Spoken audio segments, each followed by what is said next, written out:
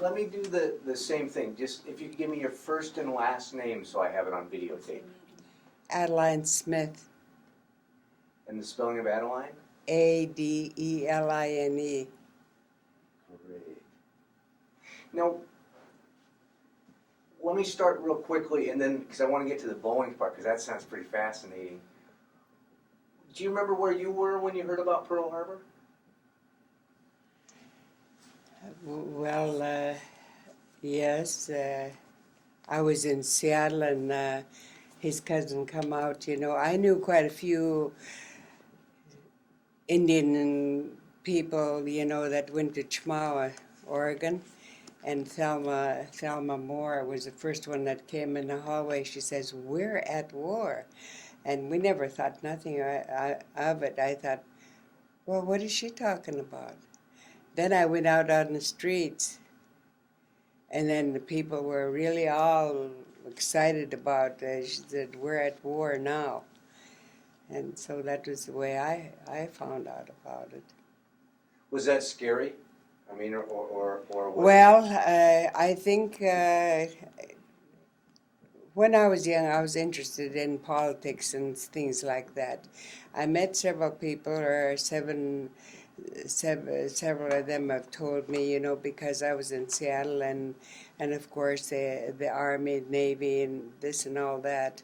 And I was telling Roy, I said Ray Bolio was stationed at Philippines, and I met him. He was a back East Indian, and he told me that he had been in the Army and he was stationed at the Philippines, and he told me, he said that Japs were next door and they were bearing all their equipments, and he said, "We know we're going to war, why don't they do something about it?"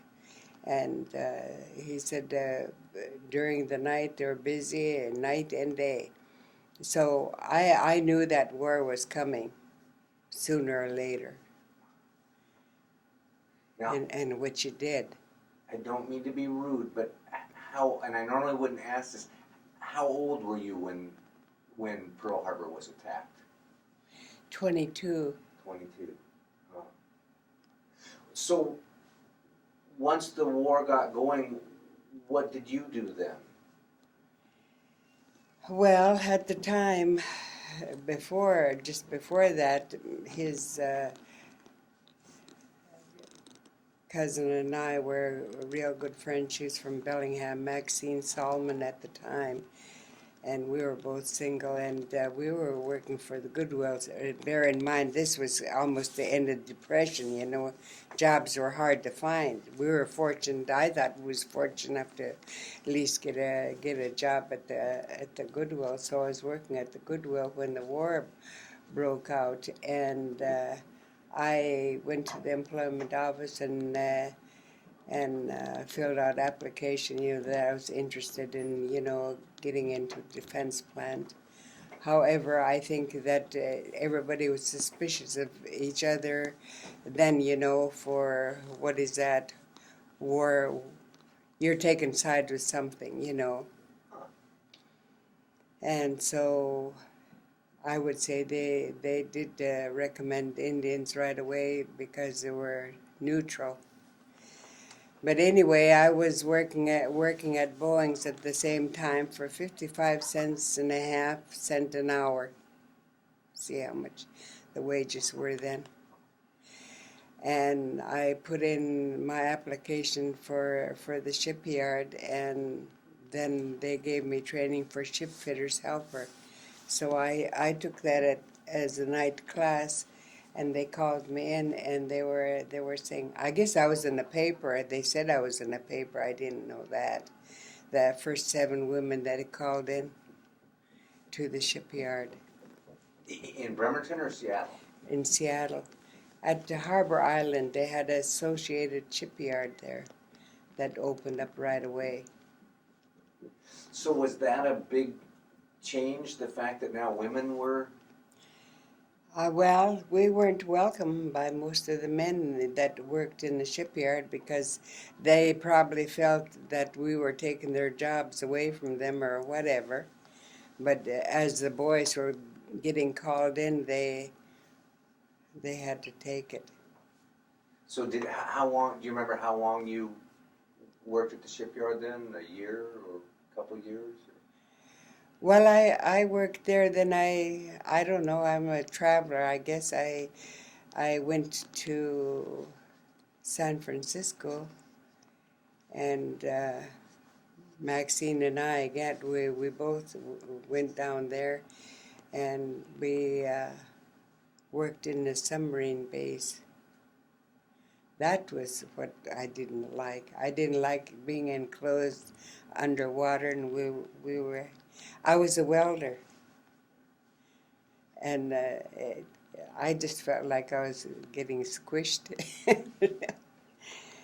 I worked there for a little bit, almost less than a year. Then I came back to Seattle. So what, as a welder in the sub base, what type of things were you welding on? What was your duty? Well, they'd give us odd and end job, or somebody, you know, the men did, you know, the dangerous work, and then they'd put us down like stripping the wall, you know, and welding just like a box. Did you get pretty good at welding? We had to pass the Navy test. Up at the Seattle shipyard on Harbor Island, what was your job there? Well, they were taking the women to different places, you know, like small articles to be welded, and some that were on the ship and some that were out in the yard, you know, welding pieces together. We didn't stay in really one place. They'd just take our lead man would take us wherever from day to day what we had to do. Was it just amazing at how busy it was? I mean, was it like things were being built as fast as possible, or what was kind of the... I can say that in those days everybody was patriotic. They're not today. Not like we were then. Like, for example, I worked a swing shift in Seattle, and cars weren't as easy. The bus load or something, and they'd share a ride, and they wouldn't you know, make a big issue out of it. Everybody was helpful to each other, but I don't think they're that way like they were those days. Was that a big change after Pearl Harbor happened? Did you see the country? Some people say like overnight the country came together. Is that kind of how you saw it? Or? Yeah, that's the way I said. Everybody sacrificed. Everybody, a lot of women, their husbands were in the service, and they were going in. That everybody, we were all almost like all in the same boat, and more or less stick together, help each other. But it, like I say, after like the Korean War and Vietnam, there's a lot of people that wasn't happy about that. But just like overnight when Pearl Harbor was bombed, everybody just seemed to just stand up for the country. Did you face the rationing and that type of... Oh yeah, that was one of the reasons I worked in the restaurant. Why was that? Because we were allowed one meal at least, something that we wanted, you know. Meat was rationed, sugar was rationed, and I found out that you can at least eat one good meal in the restaurant. So besides working in the shipyard, yes, you did the restaurant? And... Yeah, 4 hours and 8 hours at... I didn't always work in a restaurant. When I wanted to break off and have... those days, they didn't have very much medical help, you know. So I had this hospital bill, and I thought, well, I think I can work 4 hours extra, this and that. And so I went and I looked, and I got by with it. My health was good. I took it. For some other people would think that's too hard. Besides the all the military activity going on. I mean, they're building ships, and Boeing's building planes, and the country's at war. Was there a certain part where, was there normal life in there also, or was life just topsy-turvy with the war going on? Well, we found our entertainment. I think that people that are in my age will always find that we always went to a dance on the weekends or whatever.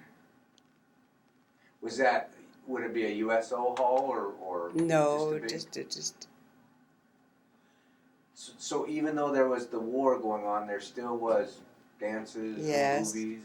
And then not only that, we met a lot of people that we knew a little bit, that is, from the government school. They were transporting Indian from reservations into Seattle, like, Idaho, like some of the Nez Perce tribe and the Lummies and some Macaws. They were all working in the shipyard. So, actually, we weren't alone, you know. My history's not good enough. I know that some of the African Americans that went in the service, and at that time still faced a lot of prejudice. They did. Did you, as an American Indian, did you face prejudice, or did All the time. Really, even with the war and the unity, Yes. it's still... I can tell you that I wasn't in on it, but the girls were telling me, I remember I told you Georgiana Cross and her sister, and I think there were 4 girls who wanted to go to the USO out of curiosity, and they wouldn't let them in the USO. I thought that was an insult. It is. I mean, They wouldn't allow the girls to go in there and dance with the GIs or anything like that. And these weren't, some of the girls were playing around and in the city, which you'll find white, black, or red, it doesn't matter. But some of these girls, these girls came from Boeing's, and they were working, and they were talking about, and I said, they wouldn't let you in? And she said, no. So we faced prejudice all along.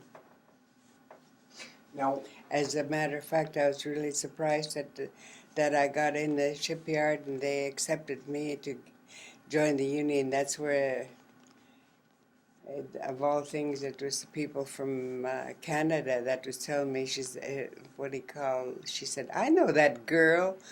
And she said, Bill's wife. And she said, that's Adeline. And I said, you mean me with my little beanie hat? wow. Gosh, what a... But that was first. They were telling me that I was the first Indian that they got in there, and I got in there. Most of the other women were, what do you call them? The women that their husbands were in the service before the war broke out. The regular army, isn't it? Army, Navy, and these were the women that were in there. I talked to one gentleman who was on a ship that had come over to be repaired and they were at the shipyard for a month or two, and he talked a lot about romances and a lot of broken hearts when that ship sailed off with all the men, the sailors that were on the ship, and there were all the Rosie the Riveters working in there. He said there were a lot of broken hearts. Were there romances in the shipyard, or were you so busy working that? Oh yeah, we played around. The other women And played some of the women even married, and the women that I knew. And some of them were really true to their husbands, and some weren't. I talked to one gentleman that had to read to his friend a Dear John letter.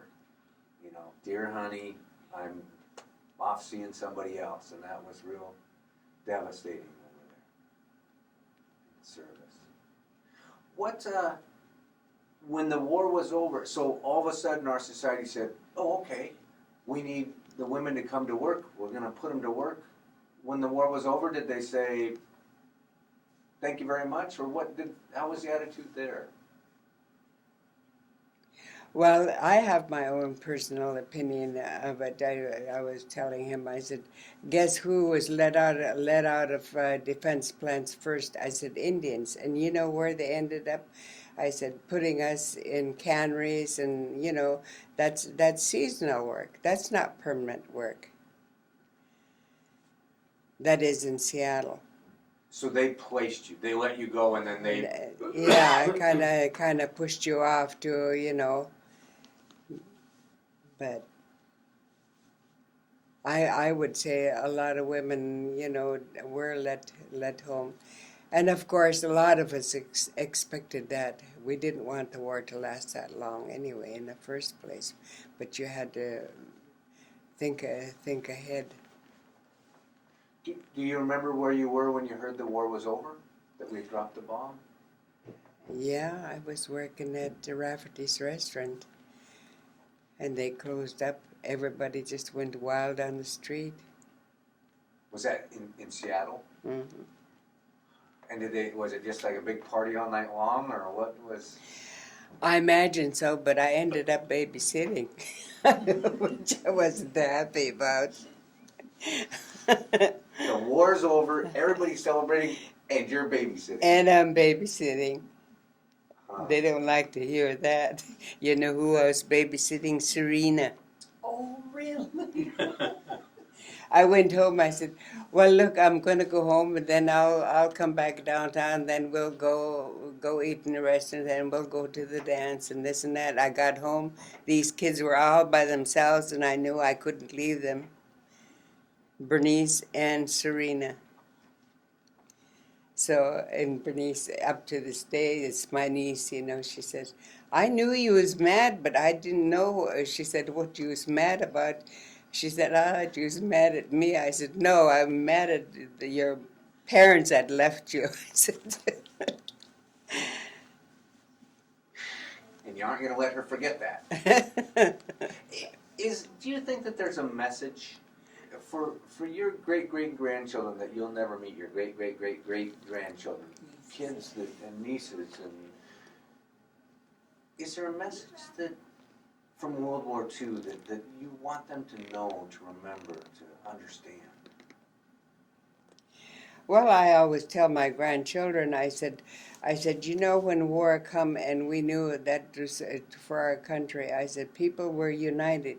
I said, the trouble with you generation of this day, you never count to 10 before you spout off.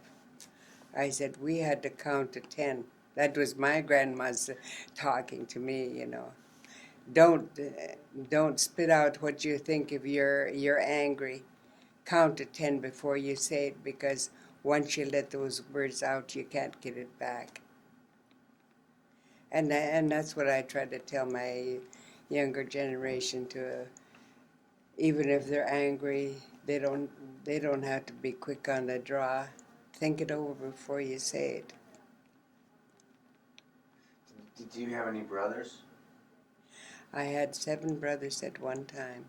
Did any of them have to go over to World War II? No. I lived in the era where tuberculosis really were ravaging the Indian race. Actually, there was. My mother had 10 children. I'm the last one living. And where did you fit in the pecking order? Youngest, oldest? I'm the youngest. Oh. The youngest. You know, the youngest are the best. See, I figure parents work until they get it right, and then that's when they stop. You see? I'm the youngest. Oh, so, you're the youngest. That's why I say. Are you the youngest? Yes. Well, there you go. You see? She is, too. Well, Well, I thank you very much for allowing us to talk with you. This is extremely important that this is recorded and kept. My sister, my oldest sister, she said, "You're a World War I baby. I was born 1918." She said I was last on the air last year of the war. So you're, how old did you say you are? 80? 82. You're kidding me. Yeah. Now you're a very young 82, and I'm not saying that just to flatter you. I've met like my dad is 78, and he's a very old. I mean, I love my dad to death, but he smoked, and it's just life has slowed down a lot for him. But you are very young and vibrant. Yeah, well, I think my health has been very good to me. It's just my eye that's really chopped me down. Boy,